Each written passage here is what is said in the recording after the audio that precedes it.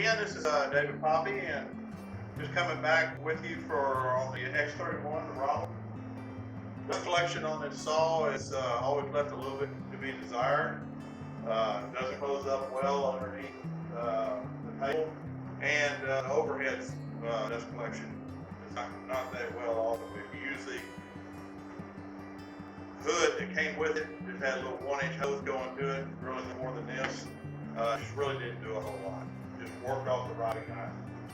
So I've been doing some upgrades to that here recently. Part of that using dust shoe, and I took the recommendation of some of the comments, and part of it being put on there with magnets. So here you go.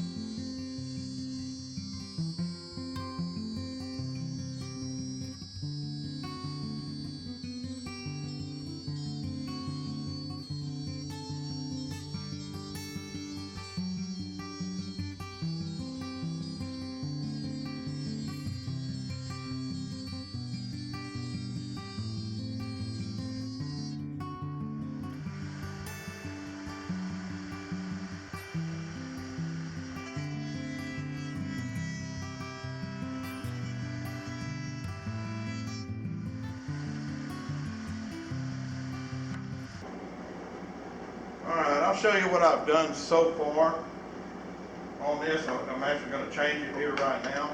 I'd actually made some plates that actually go into around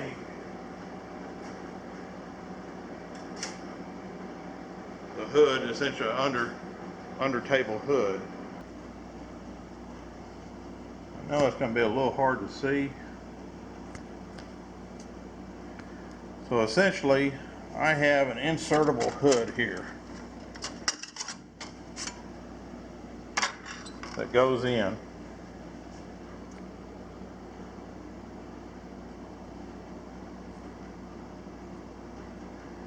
And if you got these connectors right there, but what I've started doing is adapting this over to the dust shoe. Let me get that dust shoe out of there. So this is a magnetic dust shoe. Got 2 magnets on it. And we're fixing to make the rest of it. Because right now, the only time when this plate is good is when the saw is in the vertical position. It doesn't work in the rest of the positions when you start tilting the blade. So I'm still going to keep a center plate, which is what this one will be. I'll put a dust shoe on the top of it, and then build a dust shoe for either side. So I like the way that blocks off the that right up there against the top. So.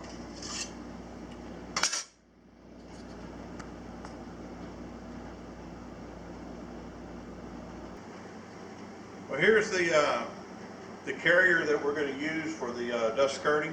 It essentially just fits down into a 6mm slot. It's cut about 1 1/16 inch deep, and you end up drilling holes in here for the placement of your magnets. And so we're fixing to put one in here about 13 inches long to take up that long side. We'll end up having to cope out part of this to go over that area where I have the slide-in plate.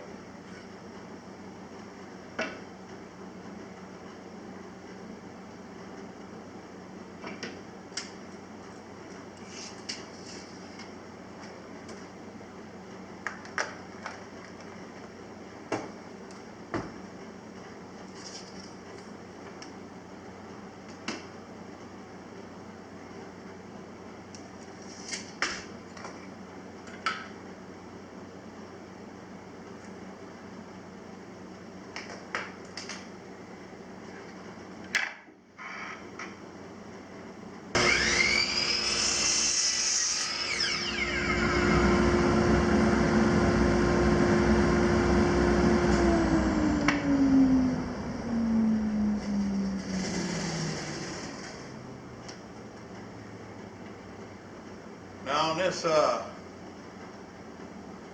dust skirting, you start, when you cut it off on the ends, the length that you need it, you ought to take some super glue and just glue these edges so that these fibers don't come out on you.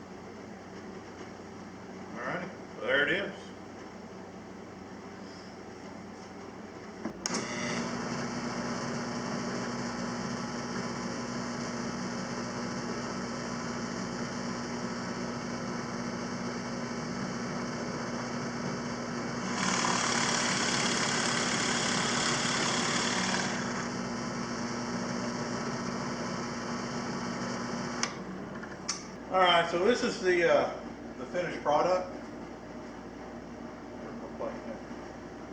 So in the very center, there's going to be a plate, so it covers the whole slot going down the left side of that carrier. The very back corner, you have a piece here that's 3 inches long by 3 1/4 inches long. So if you make it too long, it's hard to get in there and fit that back corner. You stick it on and then pull it up to where it hits and shuts all that off. This piece is 13 inches long. This will take you up to the front corner. The only thing it won't shut off is the very front that's probably 1.5 inches wide there. That's part of that part that's going to rotate up. We probably could put something off right here on an angle that would close that front off, and I may do that here at a later date. We'll see how bad it is. But and this one here will slip in.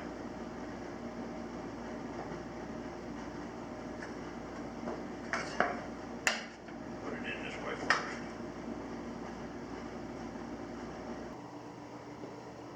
All right, I hope this shows it a little better than it did last time I did it.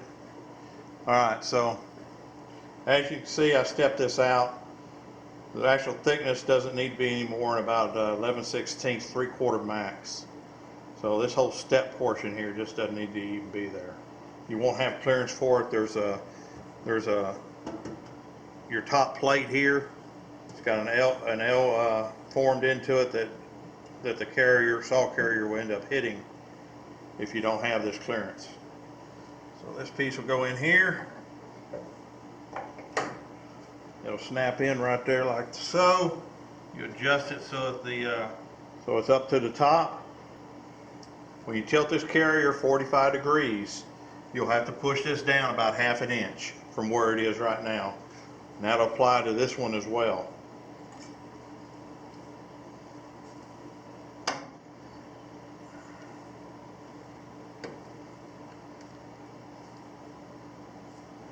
There we go. That's all the way up. And you probably really don't need this plate. I'm going to use it anyway because I have it rigged up for it.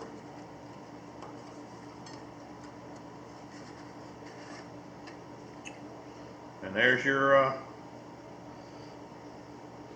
dust shoe all the way around. The back side here, I just put weather stripping in there that closes off that back side. Of course, your biggest slot in the back, there's really not much you can do with it. And here's what happens to it when you 45 it.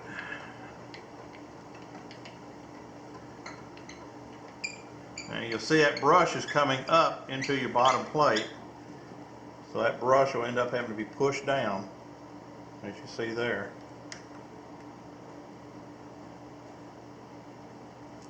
Same thing with the back one. You push it down. This plate will have to come out if I'm on a 45. And there you go. There's 45. Dust shoe up into the bottom of the plate, still sealing off. Well, that's just one alternative to tightening up all the gaps that you have down below in the saw box to kind of help your dust collection up down below.